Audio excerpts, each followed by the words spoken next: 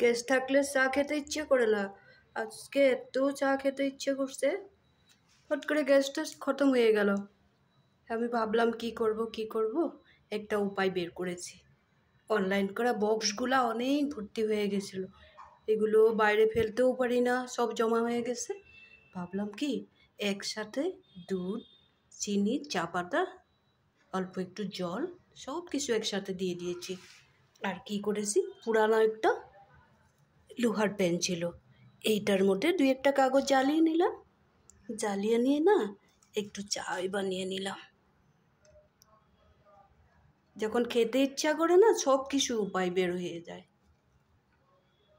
Video তো তোমাদের কেমন লাগলো বলবে। আমাদের এখানে না চুলার কোনো অসুবিধা, মানে কোনো কিছুর সুবিধা নেই এরকম, মানে ফট করে যে কিছু একটা করে নিব। আর ইন্ডাকশানে করতেই আমি বহুত ভয় পাই, আমার ভালো লাগে না। হিটার, ইন্ডাকশান এগুলা জিনিস আমি খুব বেশি ভয় পাই। আমার চা প্রায় হয়ে গেছে, তোমরা যদি খাবে বলো।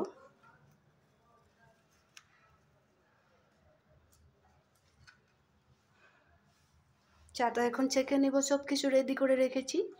এই ধরনের একটা লোহার প্যান বসিয়ে দিয়েছি, কয়েকটা কাগজ জ্বালিয়ে দিলাম, গ্যাসের একটা পুরানো স্ট্যান্ড ছিল ওইটাও দিয়ে দিয়েছি। এখন চা খেয়ে নেব।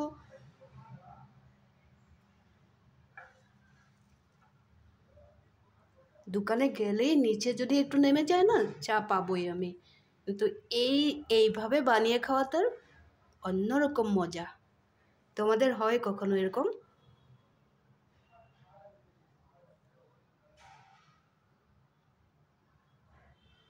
তোমাদের যদি ভিডিওটা ভালো লেগে থাকে তাহলে লাইক শেয়ার করবে, তোমরাও এভাবে বানিয়ে খাবে। চাটা ছেঁকে নেব, চাটা আমার গরম হয়ে গেছে, এটা আমি এখন নিভিয়ে রেখে দেবো। যতক্ষণে গ্যাস আসবে না ততক্ষণে আমি এই কারিগরি করব। এখন আমি চাটা ছেঁকে নেব।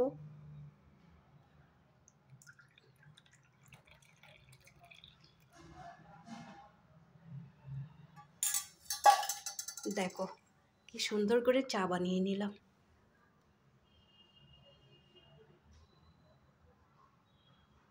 আমি চা খাই, তোমরা ওইভাবে বানাবে কিন্তু।